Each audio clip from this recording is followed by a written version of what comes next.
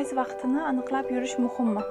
Ya'ni hayz vaqtini aniqlab yurishim kerakmi? Bu menga nima uchun kerak? Nimalarga yordam beradi? Nimalarni aniqlashga yordam beradi? Deb savol bilan murojaat qilishadi ko'p bemorlarimiz. Albatta, hayz vaqtini aniqlab yurish bizga ko'plab ma'lum bir tekshiruvlarni, ma'lum bir taxminiy ko'rsatkichlarni aniqlash imkoniyatini beradi. Bu ovulyatsiya jarayonining qachon bo'lishligi yoki har oy hayz vaqti normada bo'lishligi bu juftligimizning reproduktiv salomatligi normada ekanligini va hayz vaqtini har 28 kunda yoki 30 kundaki 28-30 kunda kelishi bu juftligimizda ovulyatsiya jarayoni bo'layotganligini ma'lum darajada taxmin qilishimizga imkon yaratadi. Ayrim bemorlarimiz hayz vaqtini belgilab borishmaydi va 3 oy oldin edi, 6 oy oldin edi, esimda yo'q, balki 1 yil oldin edi deb murojaat qilishadi. Bu holatda biz bu juftliklarimizda ovulyatsiya jarayoni bo'lish-bo'lmasligi yoki endometriy qavatidagi o'zgarishlar bor yo'qligi yoki nima sababdan unday bo'layotganligi to'g'risida ma'lum darajada taxminiy fikrlarni olish imkoniyatiga ega bo'lmaymiz.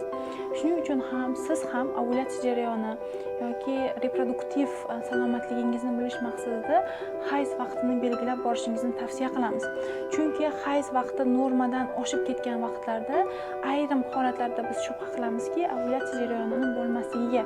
Chunki qachonki ovulyatsiya jarayoni bo'lsagina bachadon ichki shilliq qavat, ya'ni endometriy qavat o'sadi va endometriy qavatning ko'chishi hayz deyiladi.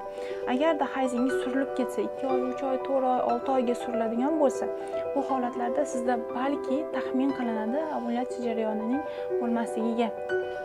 Yoki ayrim holatlarda operatsiyadan so'ng yoki bachadon ichki shilliq qavati operativ aralashuvlaridan so'ng yoki bir necha marotaba abort natijasida bachadon ichki shilliq qavatda chandiqli jarayonlarning bo'lishligi. Bu holatlarda ham ovulyatsiya jarayoni bo'lsa ham hayz jarayoni kuzatilmaydi.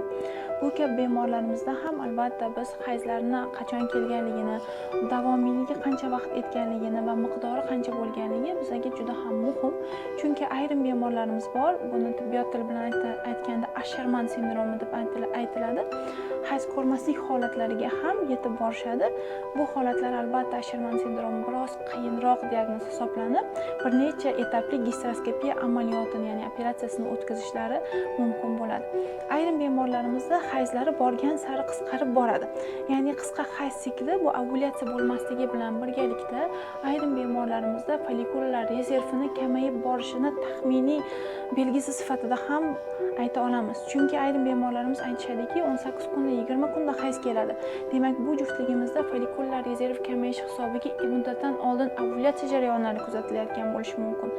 Shuning uchun ham sizning reproduktiv salomatligingizni va homilador bo'la olish ko'rsatkichingiz ovulyatsiya jarayoniga taxminiy baho bera olish, follikullar rezerviga taxminiy baho bera olishimiz uchun hayz vaqtini va hayz muddatini, davomiyligini va miqdorini belgilab borishni tavsiya qilamiz.